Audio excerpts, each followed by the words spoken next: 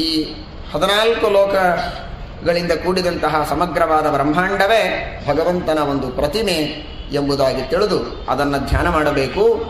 ಪರಮಾತ್ಮನ ಪಾದ ತಲದಲ್ಲಿ ಪಾತಾಳ ಲೋಕ ಇದೆ. ಪಾರ್ಷ್ಣಿ, ಹಿಂಬಡ, ಪ್ರಪದ, ಕಾಲಿನ ಮೇಲ್ಭಾಗ ಅಲ್ಲಿ ರಸಾತಲ ಇದೆ.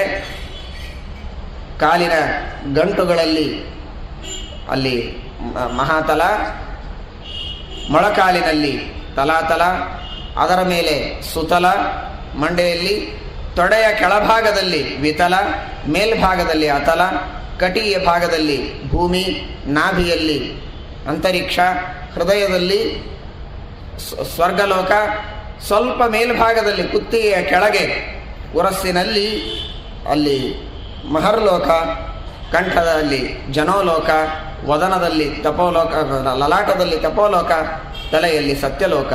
ಈ